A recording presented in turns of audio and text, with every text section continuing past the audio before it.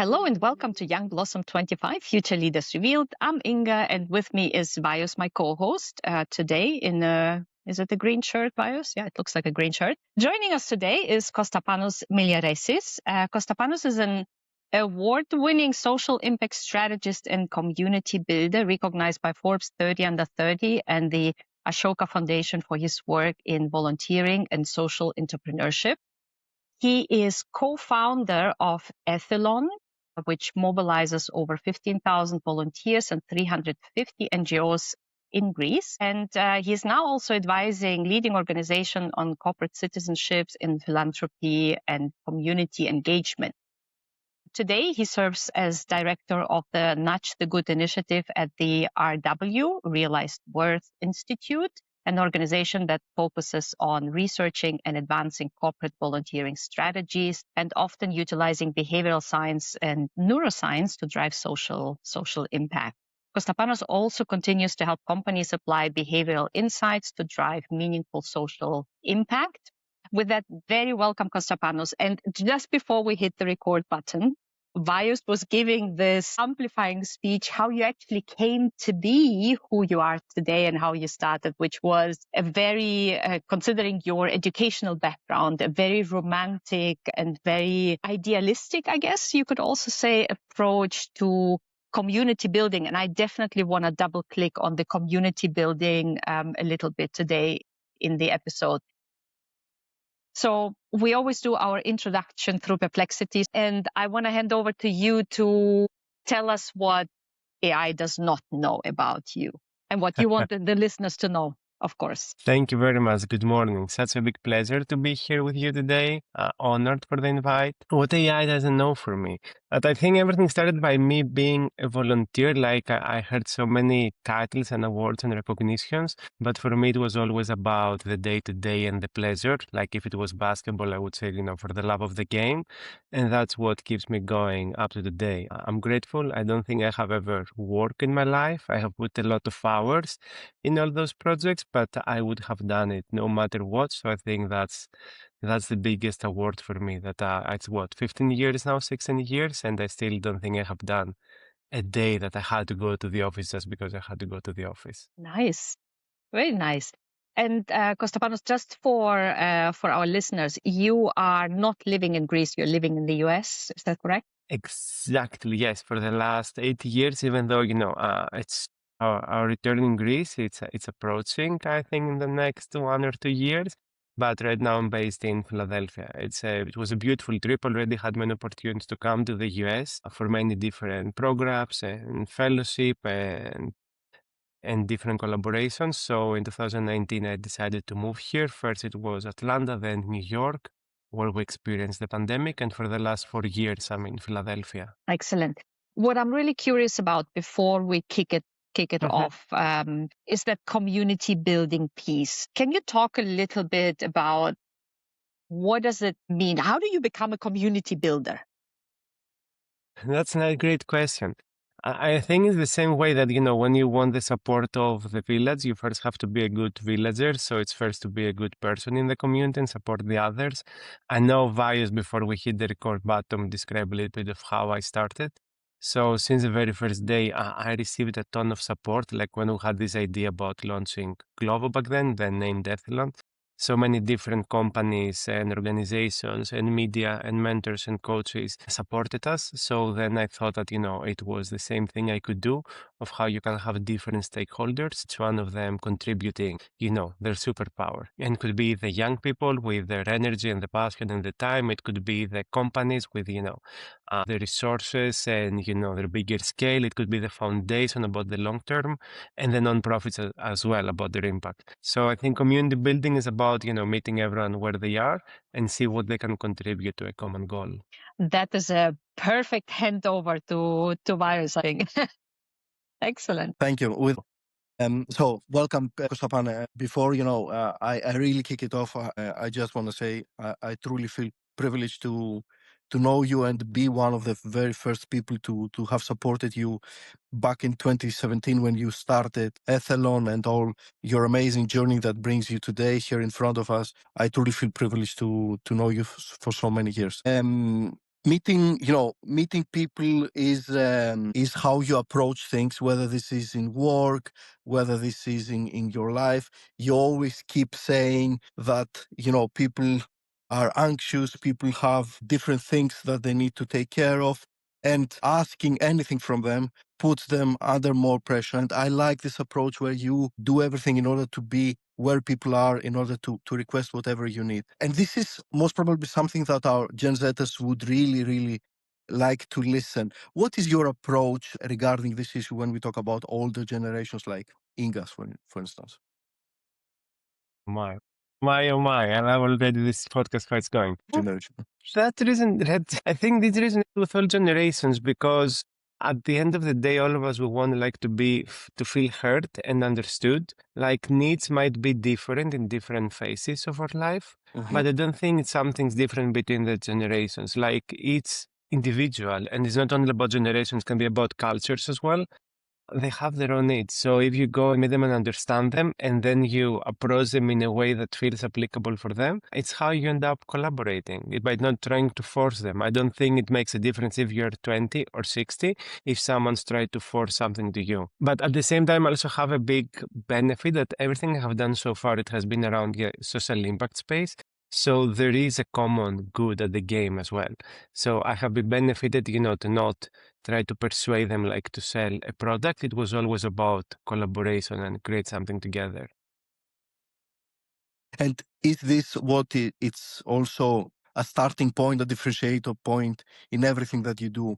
Create this social impact context, this frame in how you collaborate and how you work with other people. Yes and no, like the target can be different for different organizations and also for my life. I would say it's something for, how can I say it? I don't like wasted potential. I don't like to be able to do some things and just not reaching that potential. So far, the most of the programs I have created, I want to believe that they could be helpful, either in the nonprofit side or the corporate side or in the community. Okay. From your point of view, how is Gen Z shaping society right now? What is it that they're doing shaping our society, our culture, the way we interact? I think before we answer these questions, we have to think how society has shaped them. Like if you think, and I collaborate with many of them, I know there are so many bias that personally I think, some of them, not all of them are true, if I can say that, but if you think about them, they grow up the last, 20 years during so many different financial crises, climate crises, with so many social media. And I would start with the social media because I think if I have to think, for how the three of us grew up, we were watching television, reading newspapers. After one point, we could see some things online, like on the websites. And it was very later that, we could actually have a voice in social media. The current generation grew up and immediately they had access in social media. So they were not just listeners, they were also speakers. They were also creating this content. So I think it's more of how they grew up, they learn to have a voice and not just receive one-way communications. And if you think about it like in corporations, like in the past, we could just publish a press release, the world would read about it, and the whole game was ending there. But right now, because, you make this announcement in social media and the comments are open, people can ask, okay, and why you gave 1 million and not 2 million? Why to this nonprofit and why to the other nonprofit? So I think it's the way they grew up that gave them, managed the skill, that they trained very well the skill of actually asking questions. And I haven't done this with you, but I have been in many town halls of different companies. And I remember how the town halls were 10 years ago comparing to how they are now. Like in 10 years ago, you could just see the senior leadership going and doing, the presentations, presenting the reports, and that was finishing there. And right now, the companies had to adapt because for the younger employees, that wasn't enough just to hear one-side communication. So now we have moved, for example, to pulse events where the employees can ask questions and the leaders can answer. So I would say the current generation hasn't changed necessarily, values, but it has changed, the way we communicate, and they have focused this to be a two-way communication. And do you feel also, Kostapane, that it is a generation that had already too much airtime? First of all, I hope this airtime is listening to them and not us only speaking about them. I don't know because I wasn't here in the previous generation, so I could ask you, Vaios and Inga, if, where my generation was coming up were these discussions as well, because I wasn't here to remember. Because I don't know if there were podcast and Clubhouse and social media 10 years ago, maybe the same conversation would happen for Gen Y, like the millennials, or the one before that. So I actually don't know. That's why I'm asking you. I'm asking you because I know you're longer in the game than me. If you're also having these discussions for my generation as well. I think that's a really good. It's a point you're making. When I was reflecting a bit from our pre-conversations that we had and the comments you were making, and I was thinking about what is it that I would like to ask you. So one of the question is, because some of our close friends, they're like, oh, why are you talking with Gen Z? They already get so much airtime. There's so much buzz and fuzz around them. Maybe. Yeah, maybe. And I think it feels like that potentially because there is a lot of social media, there is podcast, there is a different way how conversations can travel and where conversations can happen. And that was certainly very different for the millennial generation, where that conversation happened on the office floor. I remember it very vividly. That's because there was no podcasting. There was no, okay, you could go and have an interview with a magazine, but probably it was not interesting enough to, have that conversation really. So Gen Z, for all the reasons that you just mentioned, how word is traveling and how word is spread, it feels like there is a lot more conversation, and the conversation is about them because they are the ones who will be influencing and impacting the future. Is it leadership, business, anything that is happening in the world? They are the ones that we kind of have responsibility to prepare in the best possible way. So True. I think that's when I try to step back and reflect, do we talk too much about it? Maybe it feels like it because the previous generation, there were no tools for that type of conversation to begin with. I think that, as I said, I wasn't here when you were having those discussions before my generation arrived, but I also believe that because I know there is also a bias that we think, this period is always, the most period, the most important period in the history. And we always tend to believe that, the changes are happening to our life. No other generation had experienced that. But I know 50 years ago, the airplanes are exactly going with the same speed the last 40 years. It's not that we have, done such a big revolution there. I think my parents that experienced first time TV or radio, had much more shock comparing to us that we just had, faster speed. Now with AI, that changes, but so many times we think that what we live is the most important thing, ignoring what other parts of the history have experienced as well. Yeah, and at times it's ignoring or not knowing, not realizing some context background. And in our actually episode that goes live tomorrow with Julius de Gruyter, he is a Gen Z, and we covered a little bit the field of education. And the question was, is there a need for the education to adjust? Do we still have the right learning approach for that generation and considering all the things that are changing? And his view was actually quite sobering and surprising to some extent. He said, well, I don't think that maybe how we learn needs to change, how much digital infusion needs to be there and how much paper books you need to carry around. Greece is still very traditional. So my daughter is actually carrying 10 kilograms of books every day with herself, which I think is a way to exercise because she's not much into it. So at least she gets to exercise. And he was saying it's more important to understand history, to understand, psychology of things, to understand some context events. And especially if we go into geopolitics, history shapes a lot of geopolitical topics, right? Now, certainly there needs to be an element of better education on social and AI, but more how to deal with it rather than don't use it until you are that old. Don't do that. Don't do that. And a lot of conversations are happening based on restrictions rather than enablement. What's your reaction to that? I would agree, and actually look forward to listen the episode when it's released tomorrow. So as we mentioned, I'm in Philadelphia. In Philadelphia, one of the big benefits of the city that I live in the same city with Adam Grant. So 2 or 3 times per year, we have already discussed, how passionate I'm about his books. And I think in the last or the one before the last event I attended, he said that, the first years of the studies should not be on hard skill, but should be like on liberal studies and develop the way we think. And I remember that because I have graded lesson with my university, 50% of the things I learned there are not applicable anymore. And I think like most of the current students will end up doing a job that does not exist. So I think the studies, and if I could affect something, would be like more of the way of thinking and collaborating rather than, the hard skill itself. Now, regarding the structure of the studies, but the only thing is that I can see that, in the past we could watch and like we can see, as I said, in the very beginning, I was said about the work. For me, there is a lot of value in the day of day, like how we live our days, I think is how we live our lives. And I think it even have changed. Like when you want to learn something, now people will end up watching a short video or a short reel and not wait, to do a much longer 3 or 4 hours or, a 10 minutes video. And they would prefer to, to learn something in 1 hour. So I think it's also about the fact that, we want to be to the point and not just have many things around the main topic. Very nice. Very nice. Yeah, I can very much relate to it. And I think there is an element of how learning is structured through videos, through shorts.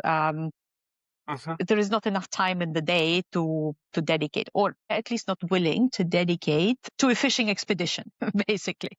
What they want is really targeted content, which goes back to what you said right from the beginning. They grew up with social media, right? So there's very targeted content that they are exposed to from very, very early days. But maybe it's not about listening for 3 days, it's about interacting. I think that's one more thing that maybe we could rethink about the workshops. Like they could go to a 3-day seminar, but not just sitting in their chair and just, listening to someone. And that's because I also think, they have, it will be more about, the conversations and the interactions that they could do during those 3 days. So it's not that they cannot stay somewhere for 3 days. I think they absolutely can. They're like super, engaged and inspired, but it's more like not just listening and be passive for 3 days. Yeah, that's a very good point. Does Gen Z need our help to find their path?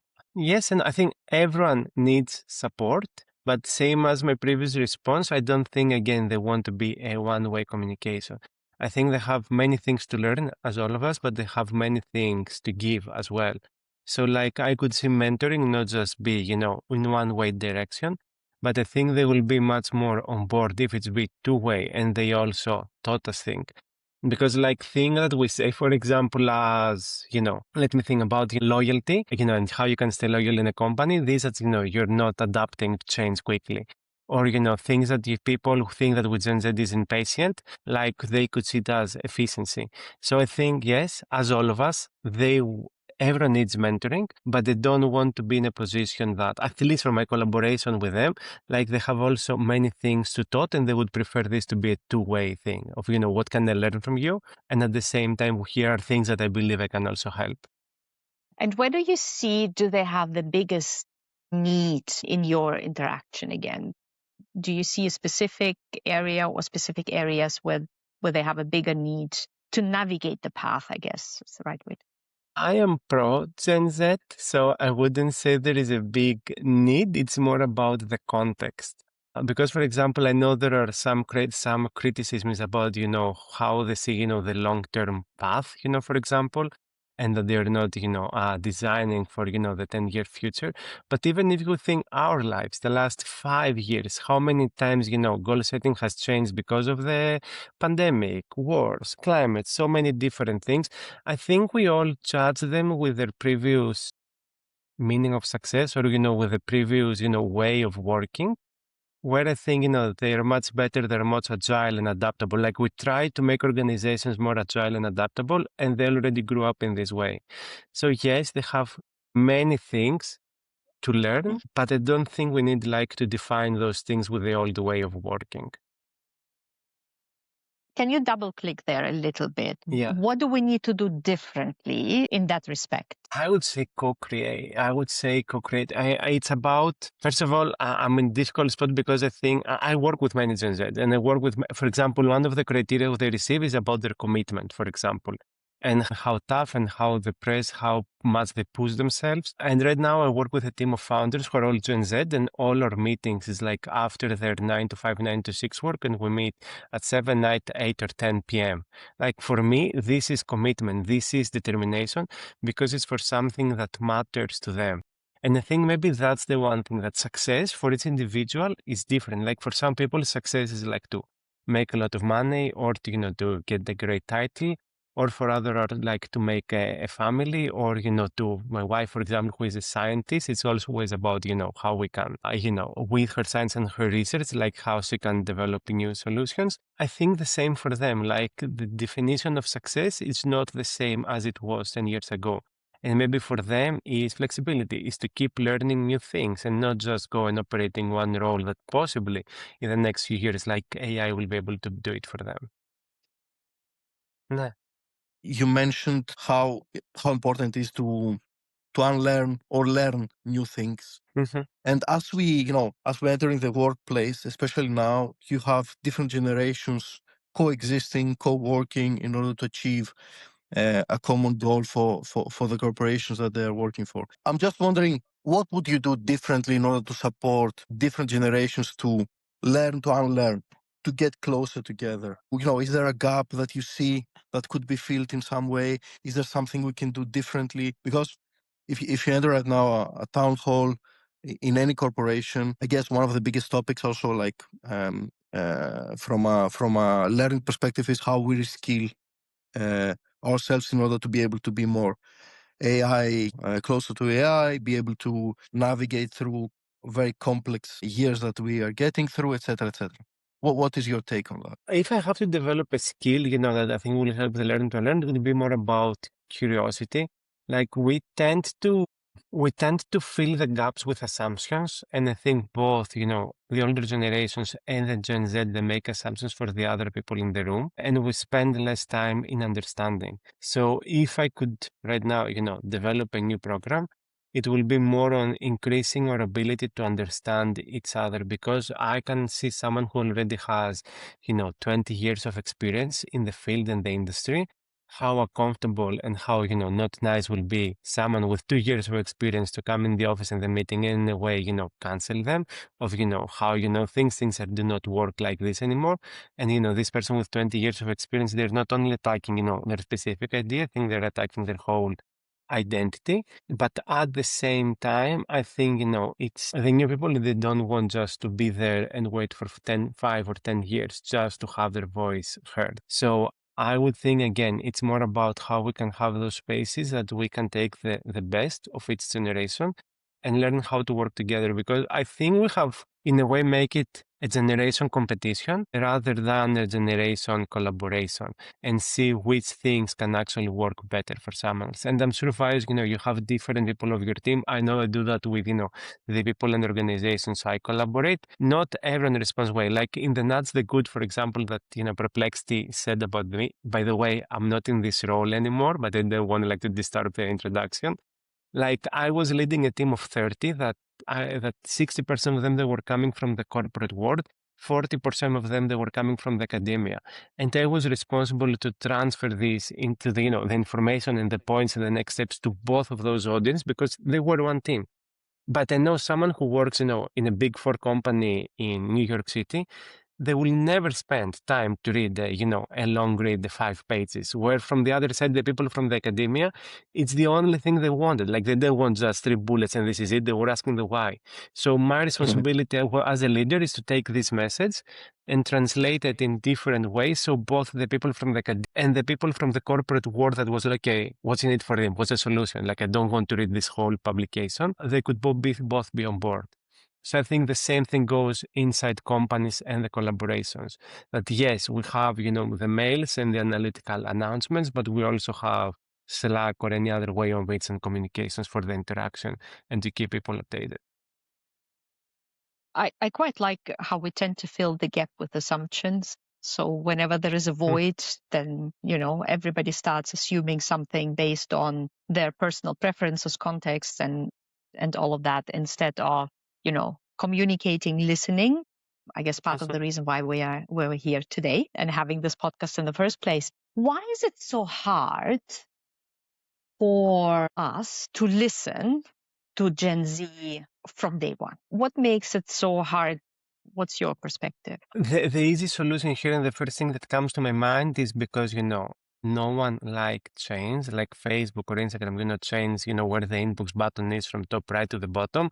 And we take 3 days to adjust just by moving the button for a few centimeters. So I think no one feels comfortable or like change. And that's like the first thing that comes to my mind. But at the same time, like we feel uncomfortable when they change the status quo and the way that things were working.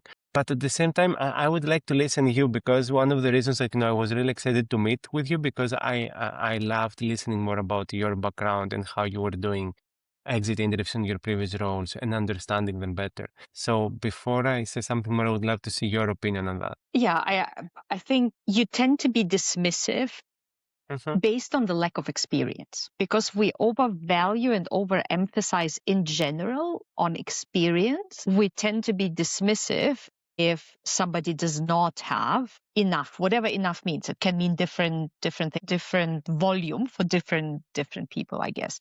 So that is one topic. Now, I challenge myself and I find myself challenged with a statement. I think when you come into the workplace, these people will gain experience and it should not prevent them from expressing themselves and challenging the status quo as they're gaining experience. Where I get a little bit, what's the right word? Funny, maybe, is when I see, a 26-year-old that has worked some who's becoming a life coach. I'm like, how does that work? Like, either the title is wrong and the title doesn't fit what you're selling, or like I'm losing credibility. Like I'm lacking credibility, not losing. I'm lacking credibility. How somebody claims self as life coach, giving advice how the world works based on, from my perspective, insignificant experience. React to that. Question. And why we label whole generation by specific individual who becomes a life coach? And I think that's the issue. One of the books that I read, it was, how to be I think it was How to Be an Anti-Racist. Not be racist is not enough and you have like to be an anti-racist. And one of the learnings was that when someone from a specific race does something, if it's a race that we don't like, we label the whole race. Why? Because of a specific individual of becoming a life coach under 26, we have to label the whole generation as being life coaches. And I think that's something that maybe we can think differently. Not give, the mistake of an individual to, that's a generational issue. Well, question, is it a mistake? Because I'm going back and forth in the conversation with myself, basically, when I see that. And I'm like, well, that person has a very different set of experiences. And her clients or his clients are the same generation. Yeah. And they find it relevant. As opposed to talking to me, who has 20 more years of experience, but they probably don't care about my experience because whatever is lying ahead, they probably don't think I can add value. I'm just making it a bit more tangible. I think I have an example on this. Vaios has seen, the community we had created like in action and has seen the energy and the passion. One of the things that I learned really quickly was the sooner you remove yourself from the solution, the more simple the solution becomes. And I think that comes from I don't want to call it trauma. So as I said, I started as a volunteer. I was a Boy Scout since I was 7. This was amazing. When I was 20, I was responsible for the Cubs, who were kids like 7 to 10 years old, all of them born after the 2000. And the leadership that was deciding about the programs, all of them have born in the 60s. And there was a gap there, how people of the 60s can design experience for kids that have born in the 2000s. So because of this experience, when I started Ethelon, something that we did really quickly was like we created those, we call them captains. In the first year, I was responsible, to welcome all the volunteers and to organize them and coordinate them and to save their experience. But after one point, I had the first generation of volunteers to actually welcome the second generation of volunteers because they were much closer to them. Like if I have to think with practical tools, I was using back then Twitter, Facebook, and Instagram. And those people were using Snapchat. We had only, 3 years apart, like I born 1991, and those kids were like 1995. It was not a huge gap. We might even all of them be millennials. But the people who were closer to them, they could understand their trip much easier. Like, as I said, I love the university. I go there often. How many times, like, we listen something from the professor who has 20 years of teaching and PhD and knows how to train people. We don't understand it, and the person next to us explains it to us, and we understand it much better than what the professor said. So I think it's more again about the lived experience that we have with each other, and we can connect. Very nice. Yeah. Yeah, that resonates well. I like it. And the difficulty there is how we remove our ego, like how we remove ourselves. Yeah, and I guess that goes into, we start to see companies, like big corporations, who start to enrich their boards, for example, their corporate boards with Gen Z, so that there is a representation of that generation who are going to be the future leaders of the company, and they start to engage and include them into exposing them into the vision and the future making of the company. Hugo Boss is one of those companies. Veleda is another one, where they start to bring into the board Gen Z representation. If I could make it a t-shirt, nothing for us without us. I think that's such a big, thing that we need to keep in mind, that I think characterize. Like Vaios, we met at the Career Fair for All, like that's where we collaborated a lot. And for that specific audience, it was the same. Nothing for us without us. And I think that's a great thing to have in mind. It's not anymore someone in another room make decisions of how, our life and experience will be. Yeah, I quite like. Yeah, I like it as well. And Kostapane, one thing that is very, very clear from all the discussions we have had so far with our lovely guests is the fact that success is being measured at a completely different level for different people. The traditional path, so what I consider success for myself when I started my career, Inga, some years ago, is completely different to what success is now being measured from Gen Zers. What is your take? What is your perspective on that? Is it something that we need to change? We need to bring them more close to how we measure success. Is it something that we need to hear out?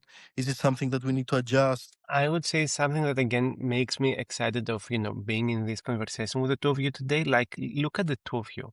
How many other GMs and, head of their divisions who are already working, I'm sure both of you are working, thousands and thousands of hours per year, spend those additional hours with meeting with young leaders and understand them better. Like, even the two of you, I think, have changed of what success was until a few years ago. And I think that's because, let me think, how can I say that? I think we live in a much more personalized world. Like, the emails I receive, the algorithms know us much better. Even, the way when we open Netflix, like how when I open Netflix and when my wife opens Netflix, we live in the same house, in the same IP address. The way that things appear are different. Like, we live in a such personalized world in all other things that we don't expect career to be one specific path for everyone. I think that's an excellent point, and I have two things to ask for your feedback, advice, because you're working with a generation maybe more. So when Vaios and I started this journey, I thought, my goodness, we're gonna have people knocking on our door to come and join the podcast. And Vaios said, "Well, hold your horses, woman." To my surprise, and Vaios happily tells me, "I told you so." He was right. To say that. Yes, I know. And he was right. It was much harder to convince them or to get their interest to come and talk about themselves than I thought. And at the beginning, I thought, is the approach how we approach them not the right one? Are we too direct? Are we too discreet? What is wrong? And the ones who were talking, they were surprised that their peers, let's call them their peers, would not be open to talk. So we still haven't figured out why there is a hesitation, if I can call it this way, for this generation, because we specifically said we want to talk with them and not about them. And once we have talked enough with them, we want to bring that also to the millennials and the Gen Xers to share, confront, reflect, discuss. But the main point is to have conversation with them, not about them, because there is enough conversation about them, right? But they're very hesitant, and it requires a lot of convincing to make them talk and share about how they operate, what's important to them, why is it important to them. Why do you think that is?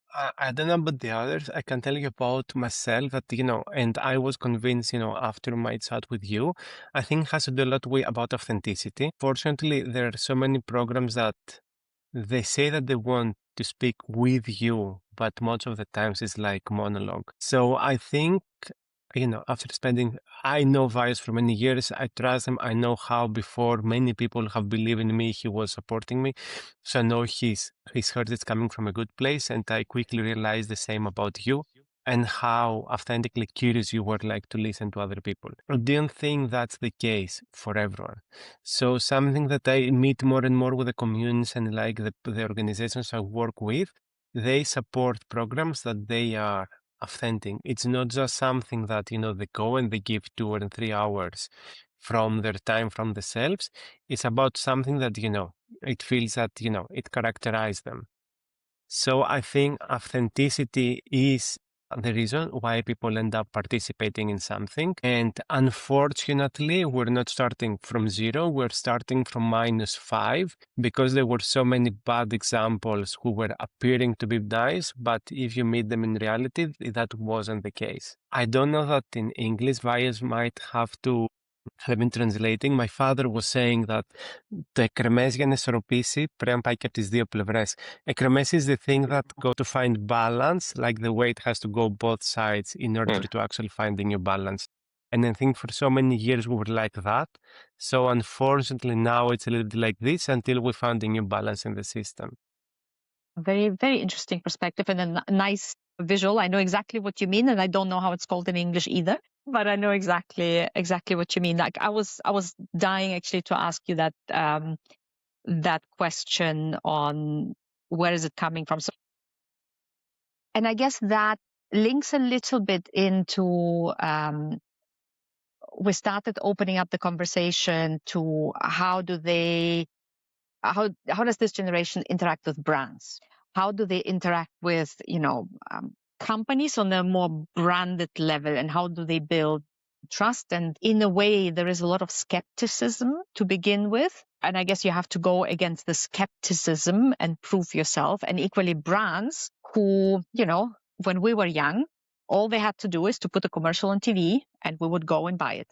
Today, if you put a commercial on TV, it's probably, it's only going to reach somebody. I don't know who is watching TV. I'm not. But for brands to build trust is the first step actually to engage with consumers before they can build reach. And how you build trust? By being relevant, by being authentic, by being vulnerable. I think for so many years we spent the brand, and I'm not a marketeer, but from what I have seen and like how I see social media now on, we wanted to appear a perfect image in the outside world, that everything is perfect without feeling vulnerable, that, not everything is perfect for us as well. So I think that goes back in authenticity, that the younger generation want to see, appreciating the imperfect part in the creation. Yeah, I think, and we heard that a lot in our conversations, because there is one thing that, there is a hypothesis out there, or there is a buzz out there that, Gen Z is so obsessed with authenticity. So, okay, it seems they are. So for me and Vaios and I, we were trying to understand, where does this obsession come from? And it's exactly what you say. Because there is so much, filtering and filters that are laid over that, you kind of live in this parallel world. So when they interact, they actually are hungry for authenticity because of the parallel universe that exists. Because they know that they're not perfect and they can't believe that, the brand is perfect as well. Yes. And because I think in social media, we spend so much time seeing, Instagram vs reality, and that became part of the way of thinking. And I think that that's part of, of the criticism that, enough with Instagram vs reality. Let's have reality on Instagram, on the brands and the campaigns as well. It's a very nice perspective. And I really like, how you connect both sides, Kostapanos. Really insightful. Now, because maybe since you're not Gen Z, maybe there is a burning question that you want to ask us, because we got some feedback that we ask all the questions, but there is never space to ask a question to us. So we opened the floor to also, if you have a question for us, we're happy to do that. Otherwise, we're going to move to the next part. Yeah. No, I think that's, first of all, thank you. Thank you for creating this space. As I said, and especially, after listening more about why you created this podcast, I think it was really inspired because from the outside, none of you needed this podcast and you could continue having a successful, fulfilling life. But the part that both of you are giving all this time and energy to meet and listen, I think that's really inspiring. So thank you for setting the example. I really appreciate it. It's really, beautiful to see. As you know, I already start speaking about your podcast to other people just because of your background. My question would be how you take this knowledge from here, because people can listen to you, the two of you, more than they can listen, to the younger generation, especially, the other generation. How you take the learnings from here to shape again, to change a little bit, the world, the corporations, your workplace. Vaios, you want to give it a shot? Yeah, I can speak from a personal side, if I may say so, and Inga, you can put your own perspective. I think what I have learned through the podcast over the last year that we're running this with Inga is so many things that I have never even considered to at a personal level and from a managerial perspective, because I have a small team now of Gen Zers. I try to understand more how I can become a better manager for my team. Just not by taking advice from the people that we have in the podcast, but mostly trying to reflect on what really matters in my context, in my world, in the way I operate as a manager. I'm not going to change how I am as a manager, but I'm going to change things that will make me a better manager for my team. Yeah, this is the first level that I have tried to incorporate. The second, and at a macro scale, I think, and Inga has so many fantastic ideas on how we can leverage the small now ecosystem of knowledge that we're building for Gen Zers to a wider scale that will be more impactful for society, for learning institutions, for managers in other corporations, whether you are, in a smaller company, Greek traditional company, or you're in a MNC. I think there's a lot of things that we can leverage. Beautiful. Yeah, and I think so. When we started, I always thought I'm going to write a book about it. I'm not sure if I'm going to write a book, at least about it. I don't know. I may write a book eventually. But I think it took a slightly different pathways based on the conversation we had. And I guess that's the beauty of it. And that's the testament that we're really curious, and based on what we've learned, there were quite a few surprises, to be honest. And instead of, having 2 episodes and go on, fairs and speaking engagements and spreading the word beyond without having really had enough essence in conversation, validating all the hypotheses that we had in mind, including the hypotheses that came up through the conversations. I think now we feel we are well equipped to articulate actually why the generation behaves the way it behaves and why it's not a bad thing. Awesome. For sure, when I entered into this, did I want to become an advocate? No, I wanted to understand. Have I become an advocate? Yes, I did. Because of the insights that we generated and we gained from the conversation that we had so far. And there are so many episodes that are out there, but there are many more conversations that are happening in the background where people say, I'm happy to share. I just don't want to come on a podcast because I don't feel, comfortable. You still use the learnings, right?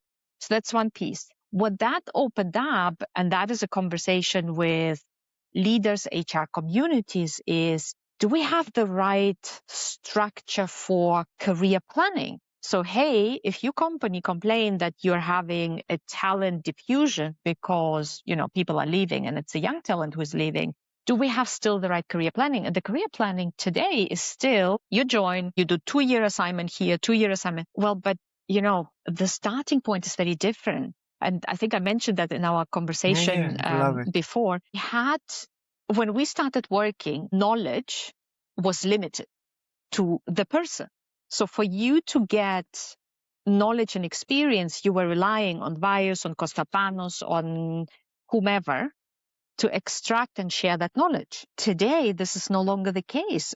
Somebody can come in and self-educate on the job a lot faster than what we were able to do, because that bottleneck of knowledge concentration does not exist anymore, right? So what you get, what you need is a bit experience, a bit more routine in a way to do the job better and better. Is it 2 years? Does it need to be 2 years? Is it shorter? Is it longer? It depends a little bit. But today our career path design very static, and it's very tight, and it's very inflexible, and it's by exception that you can accelerate and you can progress faster than is a rule. So that is something that we start to challenge in our conversation with HR business partners and the HR community, because there are a lot on the front page of designing those things and thinking about those things and how they need to evolve. The reactions are mixed. Yes, but. Yes, I know, but. I see the need, however. We are trying, we're doing some small steps. Here is how it's working or not working. And you have to break some things before you can put them back together, right? It's like implementing and integrating AI into your company. Well, the big companies will have to break a lot of things before they can put them together. Whereas, smaller companies, again, that's why there is a big outflow of that generation into startups, into smaller companies. Why? Because there is a lot more flexibility. They can shape things. And they can shape things, exactly. So I think we're ready to also go and talk about it more, because we have a lot more substance that we can talk about that is based on the input from that generation, rather than our hypothesis that we just share our hypothesis and what we believe, why that exists or not. So now we need to start thinking a little bit more. How do we socialize that more with the different groups of people to impact a change in organizations, big organizations, small organizations, society overall? That's a very long answer to a very simple question. I look forward to this, and I will be curious to see, how this progress. Excellent. And thank you for doing this. Fantastic. Thank you. Great conversation. We have one last piece. That's our lightning round. If you're a fan of Adam Grant, then you are familiar with the lightning round. Yeah. Fast-paced question. Don't overthink it. Just throw at me the answer. Your favorite or your go-to chat channel. So how do you chat with people? How do I chat with people? Slack, Signal, WhatsApp, Telegram. It depends the person. Like different for my aunt and uncle, different for my family, different, for the volunteers. And I see that with organizations I work as well. Now I was meeting with a community that even though there is an official Slack channel, they have the one has a Slack channel and the other one just have a Slack group inbox. And I'm like, so let me understand, all of you just meet at Instagram inbox? And say yes. And I was like, whoa, that's amazing. All right. Okay. Social media you spend most of your time on? Instagram to watch parenting reels of how to be a better father. And I always speak to my wife, I read something, and she's like, be honest. Okay, I watch a reel about it, and then I say what I learned. That's hilarious. Where do you get your music from? YouTube. Still old on that. I don't know if it's old. I think it's coming back, if anything. But yours? Where do you listen to that? Which platform? Spotify. What is your favorite AI tool? Different. It depends how you call it. It depends the use. Like for the last few months, like I think since summer, Lovable has been such an easy thing. Like you have an idea, let's prototype something on it really quickly. But then it depends the use. Excellent. Physical books or audiobooks? Both. Physical, big fan of physical books.